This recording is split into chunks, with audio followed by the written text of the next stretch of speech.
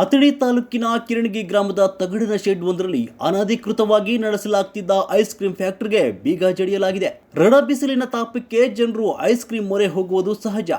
ಆದರೆ ನಿಜಕ್ಕೂ ಈ ಐಸ್ ಕ್ರೀಂ ತಿನ್ನಲು ಎಷ್ಟು ಯೋಗ್ಯವಾಗಿದೆ, ಐಸ್ ಕ್ರೀಂ ತಯಾರಿಕೆಗೆ ಏನೆಲ್ಲ ಬಳಸಲಾಗ್ತಿದೆ ಎನ್ನುವುದರ ಕುರಿತಾಗಿ ತಂಡ ಭೇಟಿ ನೀಡಿ ಐಸ್ ಕ್ರೀಂ ತಯಾರಿಕೆ ಹಾಗೂ ಸುಸಜ್ಜಿತದ ಬಗ್ಗೆ ವರದಿ ಕಲೆ ಹಾಕಿತ್ತು.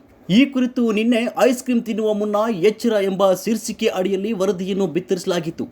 ವರದಿ ಬಳಿಕ ಎಚ್ಚೆತ್ತುಕೊಂಡ ಆಹಾರ ಇಲಾಖೆ ಅಧಿಕಾರಿಗಳು ಸ್ಥಳಕ್ಕೆ ಭೇಟಿ ನೀಡಿ ಅನಧಿಕೃತ ಐಸ್ ಫ್ಯಾಕ್ಟರಿಯನ್ನು ಸೀಜ್ ಮಾಡಿ ಸಿಕ್ಕ ಕೆಮಿಕಲ್ ಹಾಗೂ ಐಸ್ ಕ್ಯಾಂಡಿ ತಯಾರಿಕೆಗೆ ಬಳಸಲಾಗ್ತಾ ಇದ್ದ ನೀರನ್ನು ಆಹಾರ ಗುಣಮಟ್ಟ ಪರೀಕ್ಷೆಗೆ ಕಳಿಸಲಾಗಿದೆ.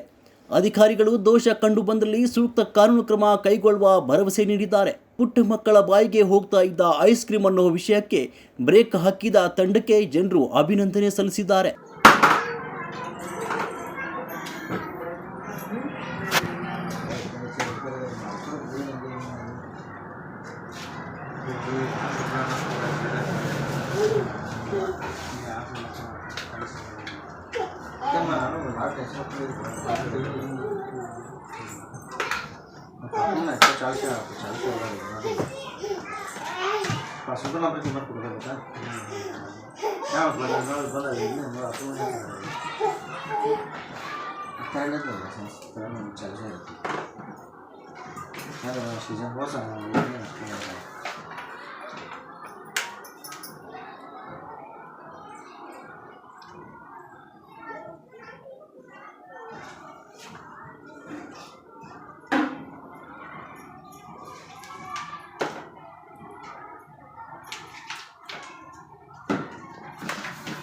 ಪಬ್ಲಿಕ್ ನ್ಯೂಸ್ನಲ್ಲಿ ಪ್ರಸಾರವಾದ ಸುದ್ದಿ ಅನ್ವಯ ಇಂದು ಬೆಳಗ್ಗೆ ನಮಗೆ ಮಾಹಿತಿ ಬಂದ ಪ್ರಕಾರ ಕಿರಣಿ ಗ್ರಾಮದಲ್ಲಿ ರಾಧಿಕಾ ಐಸ್ ಫ್ಯಾಕ್ಟ್ರಿಗೆ ನಾವು ವಿಸಿಟ್ ಮಾಡಲಾಗಿ ಅಲ್ಲಿ ಅನ್ಹೈಜಿನಿಕ್ ಇರೋದು ಕಂಡು ಬಂದಿರ್ತದೆ, ದೂರಿನನ್ವಯ ಕಂಡು ಬಂದಿರ್ತದೆ.